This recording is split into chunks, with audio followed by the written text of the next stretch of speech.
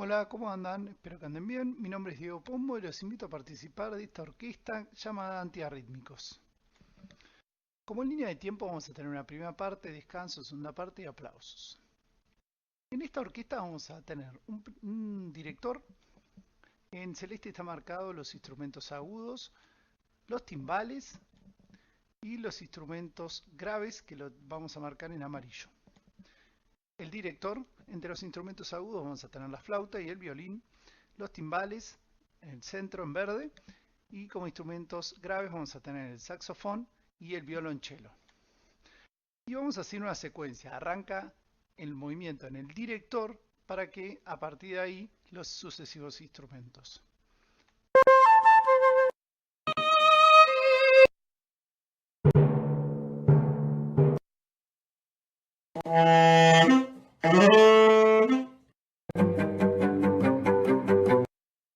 Es importante respetar esta secuencia.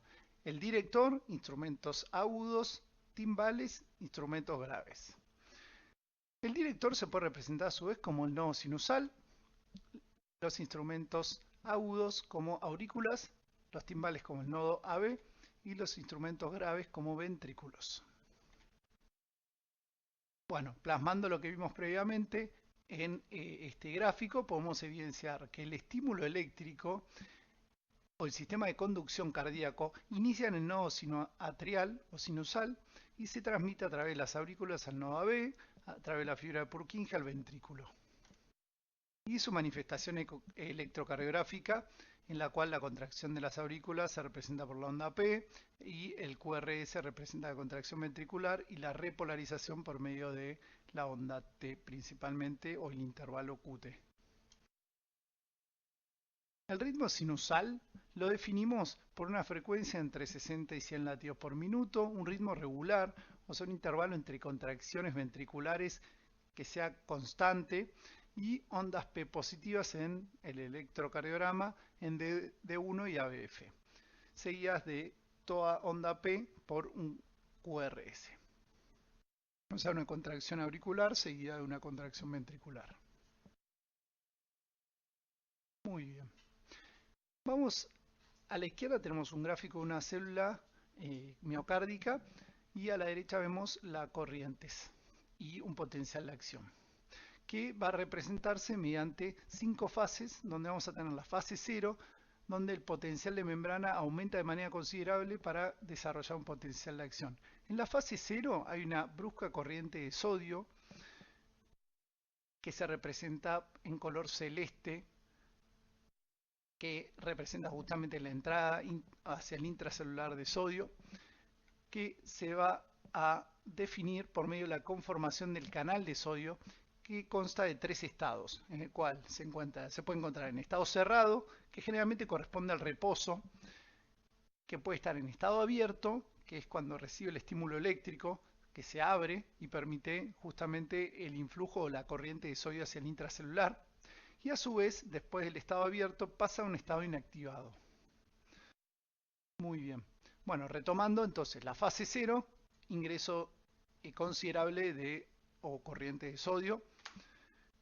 Después tenemos una depresión que se correspondería a la fase 1, que se caracteriza por la apertura de los canales de potasio ultra rápidos y rápidos. A su vez tenemos la fase 2, que consiste en un ingreso de calcio, ya sea de liberación de retículo sarcoplasmático o por medio de el ingreso desde el extracelular, y persiste la salida hacia el extracelular de la corriente de potasio y la apertura de canales de potasio más bien tardíos.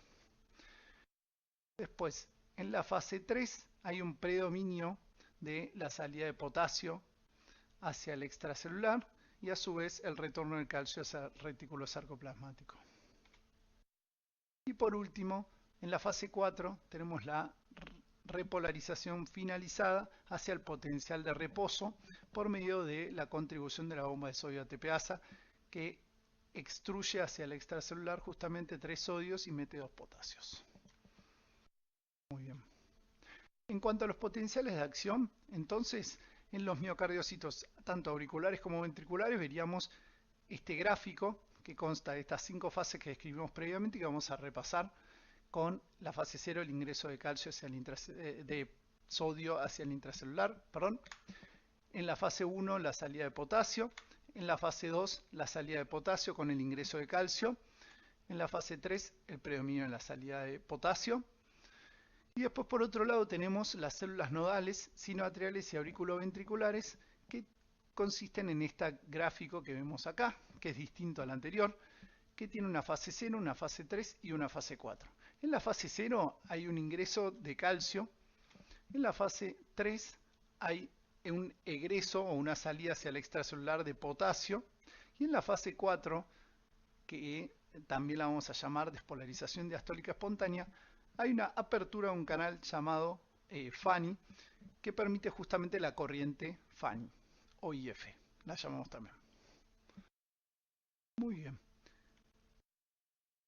Generalmente consideramos que es fácil mencionar cuando una persona no tiene ritmo.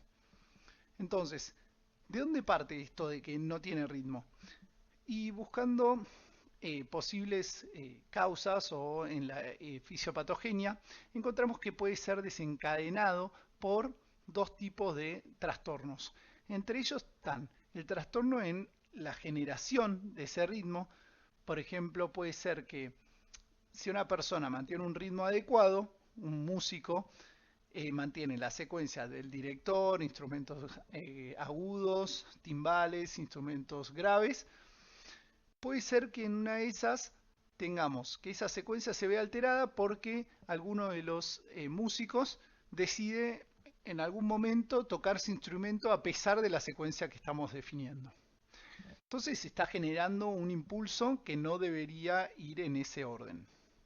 Y después también tenemos trastornos en la conducción eléctrica, que sería principalmente que no hay una comunicación adecuada entre estos músicos. Por ejemplo, que el director de la señal para que los instrumentos agudos inicien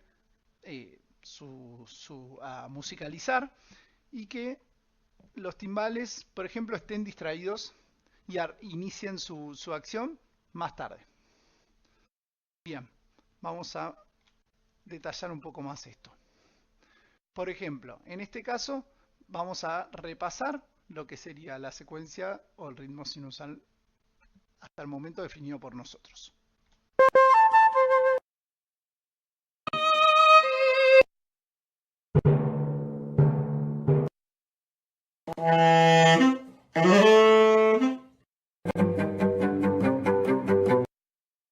Muy bien. Nodo sinoatrial, aurículas, nodo B, ventrículos. Lo que es el ritmo sinusal normal definido en este caso por mí. El trastorno en la generación eléctrica puede ser, por ejemplo, por medio de esta secuencia. El director inicia el movimiento, el estímulo.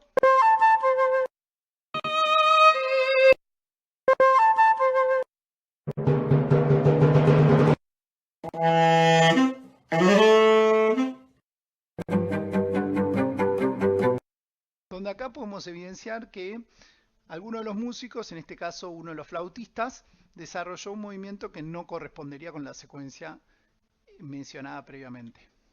O sea, lo podríamos definir como una extrasístole supraventricular, si tomamos a las aurículas como los instrumentos agudos.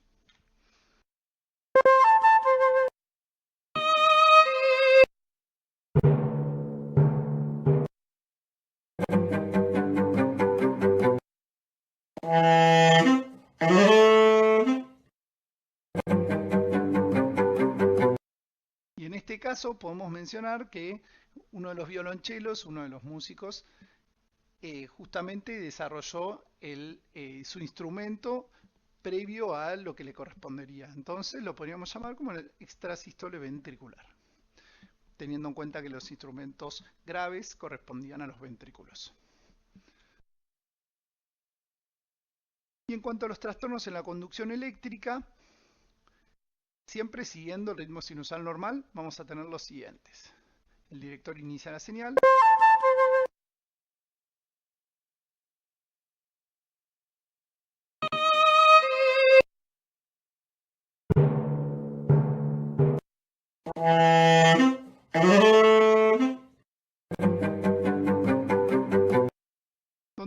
podemos evidenciar que hubo un retardo entre el inicio de la acción del violín. Entonces, podemos hablar de que hay un trastorno en la conducción eléctrica, principalmente a nivel auricular, algo así como decir un bloqueo auriculoventricular. Vamos con la siguiente. El director inicia el movimiento.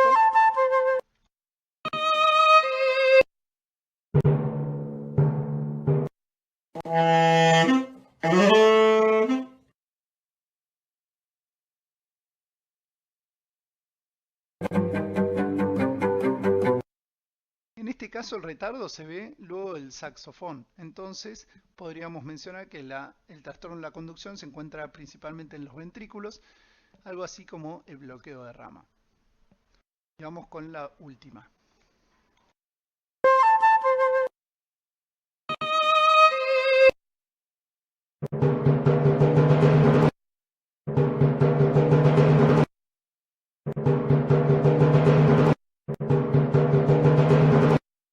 En este caso vemos que hay un mecanismo de reentrada en el cual se autoestimulan las células, en este caso ubicadas en el nodo auriculoventricular.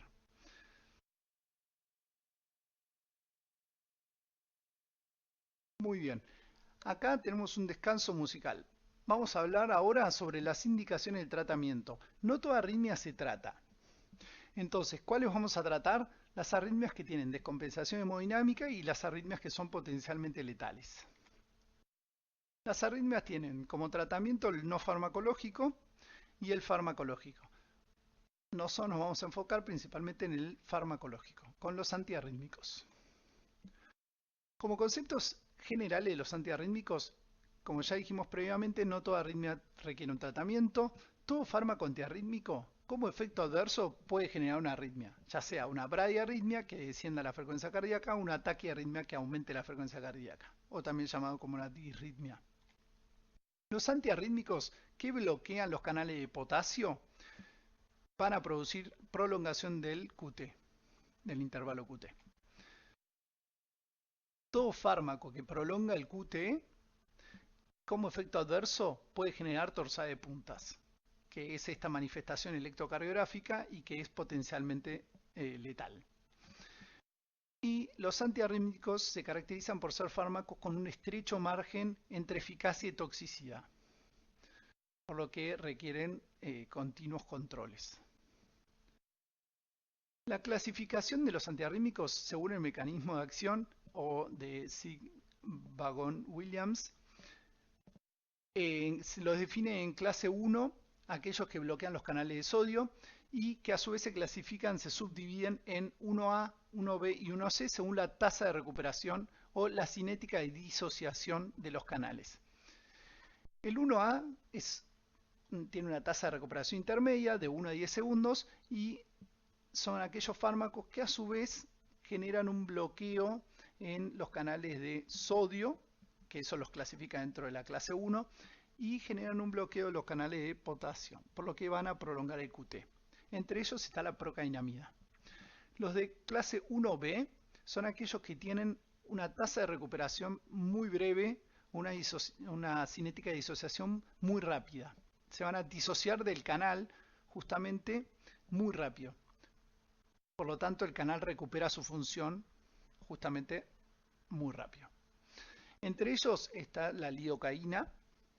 Los fármacos antiarrítmicos de clase 1C son aquellos que tienen una tasa de recuperación más bien prolongada, de más de 10 segundos, o sea que su cinética de disociación es lenta y tienden a prolongar el PR y el QRS.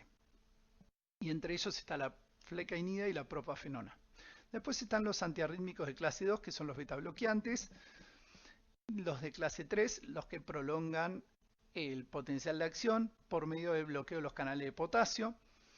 Entre ellos, que ya habíamos dicho, que como aumentan el periodo refractario, van a prolongar el QT y van a conllevar mayor riesgo de torsada de puntas. Y la amiodarona es un ejemplo de fármaco de esta clase. Y después están los antiarrítmicos de clase 4, los bloqueantes cálcicos, entre ellos el verapamilo. Y hay una clasificación para otros que vamos a mencionar principalmente la adenosina y la digoxina. Muy bien. En cuanto a lo que serían los canales de sodio, podemos ver que, como mencionamos previamente, constan de 3 estados, en los cuales se encuentran reposo cuando el potencial de membrana está en reposo, se abren cuando el potencial de membrana aumenta justamente el potencial de umbral para el desarrollo del potencial de acción, tienden a abrirse los canales de sodio y después del estado abierto pasan a un estado inactivo, que es este que estaría en rojo.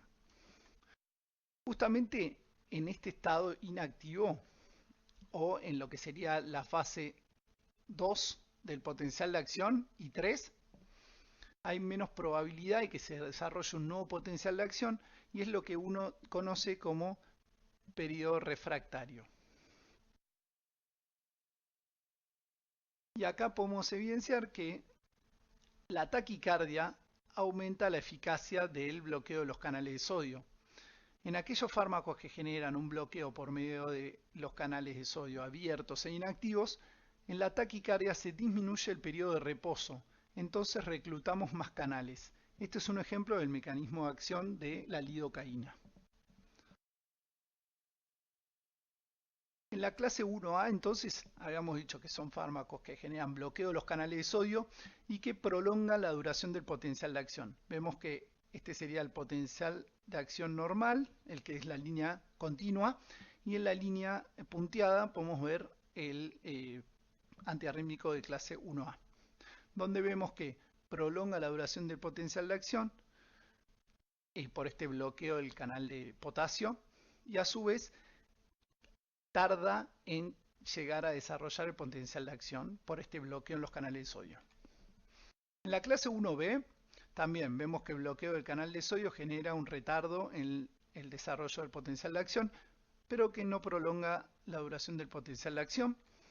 Y en la clase 1C también el bloqueo de los canales de sodio genera un retardo en desarrollar el potencial de acción, pero que tampoco prolonga la duración del mismo. En la clase 2, los beta bloqueantes, podemos ver que disminuye el potencial o la despolarización diastólica espontánea, por lo tanto va a reducir de esta forma el desarrollo del potencial de acción en las células nodales. En la clase 3 podemos ver que el potencial de acción se prolonga porque son fármacos que justamente bloquean los canales de potasio. Y en la clase 4 vemos que disminuye el potencial de acción en todas las etapas, dado que justamente generan un bloqueo de los canales de calcio. Les dejo una tabla con todos los antiarrítmicos y sus bloqueos. La procainamida es un fármaco antiarrítmico de clase 1A que genera bloqueo en los canales de sodio abiertos y tiene una tasa de recuperación intermedia de 1 a 10 segundos. Tiene un metabolito conocido como NAPA que tiene acción sobre los canales de potasio y tiende a prolongar el QT justamente por esta razón. Se puede administrar endovenoso, intramuscular, vía oral, se ajusta en insuficiencia renal y sus usos son principalmente en arritmias ventriculares sostenidas postinfarto, pero que es más bien de segunda línea. Es un anestésico local, un derivado del anestésico local, procaína. A su vez puede prolongar el QT y puede generar como efectos adversos un cuadro simil lupus o lupus inducido por drogas y a su vez también una aplasia medular en un bajo porcentaje. La lidocaína también es un anestésico local, es un antiarrítmico bloqueante de canales de sodio, por lo tanto es de clase 1 y a su vez 1B por la tasa de recuperación muy corta, menos de un segundo. Se administra endovenoso principalmente, tiene alto primer paso hepático, por eso no tiene buena biodisponibilidad por vía oral. Tiene un aumento en la vida media en ciertas patologías como por ejemplo la insuficiencia cardíaca, la enfermedad hepática y la disminución del flujo sanguíneo hepático por fármacos, dado que disminuye el metabolismo hepático. Y los usos son para arritmias ventriculares, luego de la cardioversión, que sería el tratamiento de primera línea, la cardioversión. Como efectos adversos pueden generar hepatotoxicidad, temblores y a su vez también asistolia. La lidocaína es como en el concierto que un espectador se levante y pegue un grito, que puede llegar a frenar la orquesta o puede pasar como desapercibido. La mexiletina es similar a la lidocaína, pero su formulación es vía oral y se puede utilizar para dolor neuropático crónico. La propafenona y flecainida son bloqueantes de canales de sodio, por lo tanto son de clase 1 entre los antiarrítmicos y a su vez son antiarrítmicos de clase 1C por la tasa de recuperación más bien prolongada de más de 10 segundos. Se pueden administrar por vía oral o endovenoso, prolongan el PR y QRS y su uso principal es para revertir la fibrilación auricular a ritmo sinusal en pacientes sin cardiopatía estructural. Eso es debido a que en el estudio CAST se vio que son proarrítmicos, entonces en aquellos pacientes con cardiopatía estructural. La propafenona se administra como un racemato y uno de los enantiómeros tiene mayor actividad como beta bloqueante débil. Se metaboliza por el CYP2D6, se ajusta en insuficiencia hepática y tienen como efectos adversos más bien sabor metálico y estreñimiento, y por el bloqueo beta puede generar bradicardia y broncoespasmo. El atenolol es un antiarrítmico de clase 2, es un beta bloqueante cardioselectivo que ejerce un bloqueo beta 1 adrenérgico. Disminuye la concentración de AMP cíclico intracelular, por lo tanto va a disminuir la entrada de calcio del extracelular, va a disminuir la salida de calcio desde el retículo sarcoplasmático y va a disminuir la actividad de la bomba sodio-potasio ATPasa. Por lo tanto, va a deprimir los nodos sinoatrial y atrioventricular al disminuir la pendiente en fase 4 o despolarización diastólica espontánea. Tener presente las contraindicaciones, el abecedario, que vimos clases previas, y sus usos son principalmente para el control de la respuesta ventricular en taquiarritmias supraventriculares como fibrilación auricular. Disminuye la mortalidad. El sotalol es otro antiarrítmico beta bloqueante que se lo clasifica en la clase 3 dado su considerable bloqueo sobre los canales de potasio. A su vez ejerce un bloqueo sobre canales de sodio débil. Se administra como un racemato.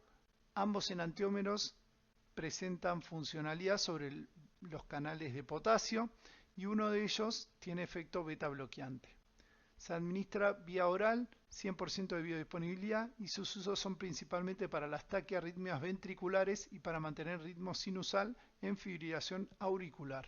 La amiodarona es un antiarrítmico de clase 3 que se clasifica así porque genera justamente un bloqueo sobre los canales de potasio como acción predominante, pero a su vez actúa sobre múltiples corrientes iónicas, generando un bloqueo también de canales de sodio inactivos, de calcio y adrenérgico.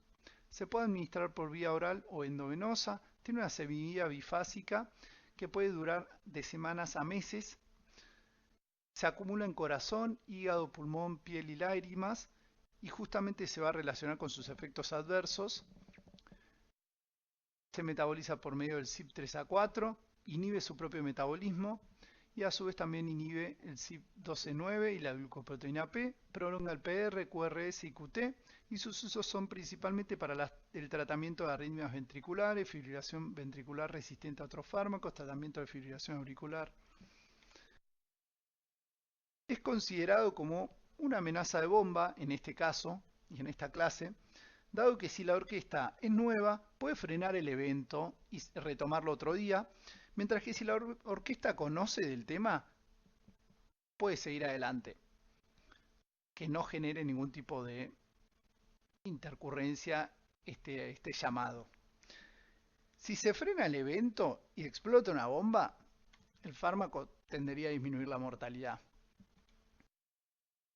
A su vez, la amiodarona es un análogo estructural de la hormona tiroidea, que podemos evidenciar justamente las moléculas de iodo en su estructura. Bloquea la conversión periférica de T4 a T3, por lo tanto, como efectos adversos característicos vamos a ver tanto hiper como hipotiroidismo, Puede generar hepatotoxicidad, recordemos que se acumula en hígado, entre otros tejidos. Puede generar microdepósitos en córnea, se acumula en lágrimas, y a su vez también se acumula en pulmón, por lo tanto puede generar a largo plazo fibrosis pulmonar. Por eso es importante controlar a estos pacientes con radiografía de tórax o eventualmente tomografía y a su vez también con espirometría o pruebas funcionales pulmonares. La dronedarona es un fármaco que actúa similar a la amiodarona, es un derivado no iodado de la amiodarona que se administra por vía oral. Importante, es metabolizado por el CYP3A4 y hay que monitorizar enzimas hepáticas porque es muy hepatotóxico. El verapamilo es un antiarrítmico de clase 4 dentro del grupo de los bloqueantes cálcicos que actúa por medio del bloqueo de los canales de calcio tipo L. Es un fármaco inotrópico negativo y vasodilatador, se administra por vía oral o endovenosa, tiene alto primer paso hepático y su metabolismo es hepático. Entre los efectos adversos, nerviosismo, estreñimiento, edema periférico y potencial en la administración endovenosa, y sus usos son principalmente para las taquiarritmias supraventriculares para mantener la frecuencia, digamos. La adenosina es un antiarrítmico de la categoría otros. Es un nucleócido natural que el mecanismo de acción es principalmente la apertura de los canales de potasio sensibles a acetilcolina en el nodo auriculoventricular, lo que justamente torna más negativo el potencial de membrana, por lo tanto lo hiperpolariza y suprime la producción de nuevos potenciales de acción. Se administra endovenoso rápido, en bolo, tiene una semivida muy corta, esa es la razón por la que se administra en bolo, y como efectos adversos puede generar asistolia transitoria y más bien inespecíficos el resto, puede generar enrojecimiento en un alto porcentaje de los pacientes y a su vez también broncoespasmos. Y los usos son de elección para taquicardia paroxística supraventricular. La digoxina es otro antiarrítmico de la categoría otros que justamente ejerce su acción por medio de la inhibición de la bomba sodio-potasio ATPasa, que va a aumentar la concentración intracelular de sodio, lo que a su vez justamente torna o permite el antiporte inverso entre el sodio y el calcio. Si aumenta la concentración intracelular de sodio, va a tender a salir por esta bomba que justamente saca 3 sodios, pero va a meter 2 calcios. Y de esta forma el calcio va a estimular la salida de más calcio del retículo sarcoplasmático, lo que va a aumentar la concentración intracelular de calcio. Y va a ejercer de esa forma su efecto como inotrópico positivo. Se administra por vía oral o endovenosa y tiene un metabolismo por flora intestinal y la glucoproteína P. El metabolismo por la flora intestinal, hay que tener cuidado con los antibióticos que justamente barrerían la flora intestinal y de esa forma puede aumentar la semivida o el tiempo de vida media de la digoxina. Tiene un índice terapéutico estrecho y en el electrocardiograma prolonga el PR y puede generar una depresión del ST conocido como cubeta digitálica, que no habla necesariamente de intoxicación. Es un vasoconstrictor arterial y como efectos adversos puede generar arritmias, es proarrítmico, náuseas y visión borrosa. No olvidemos de las flores de Van Gogh, que justamente hablaban de que permanecía en sus últimos años de vida por medio de una intoxicación con digitálicos, por eso es que pintaba en amarillo. Y en cuanto a los usos, se utiliza principalmente para la insuficiencia cardíaca en pacientes con fibrilación auricular. Bueno, se terminó el descanso. Fibrilación auricular es la arritmia más común, tiene múltiples desencadenantes y lo que nos sugiere principalmente o nos invita a pensar es que justamente en las paredes auriculares hay múltiples focos que desarrollan la contracción. Entonces es una contracción más bien irregular y no productiva. Y se escucharía más o menos de esta forma.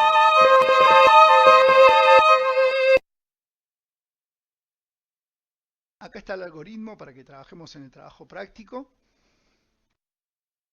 La taquicardia supraventricular, otra arritmia frecuente, que la escucharíamos de la siguiente forma.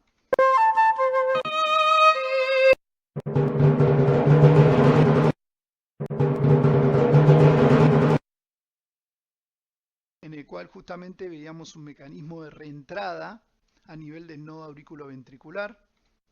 Y acá el algoritmo manejo, en el cual vamos a resaltar principalmente las maniobras vagales, que como habíamos visto, el próximo paso, si no responde a las maniobras vagales en un paciente estable hemodinámicamente, es la adenosina.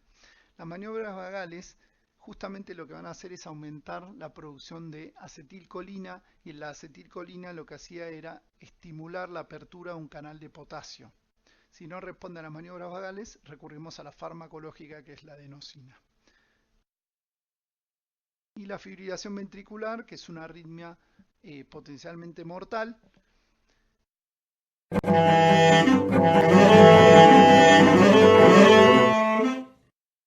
que sería el equivalente a la fibrilación auricular, pero en los ventrículos, y se escucharía de la forma que recién reproducimos. Y en el algoritmo de la fibrilación ventricular podemos ver que de elección se encuentra la cardioversión eléctrica, la desfibrilación en este caso, que si no responde está la adrenalina, y que como tercera instancia está la amiodarona y la lidocaína, que la amiodarona habíamos dicho que era como esa amenaza de bomba, y la lidocaína como ese grito del espectador. Esta orquesta finalizado, les dejo mi mail para cualquier reseña.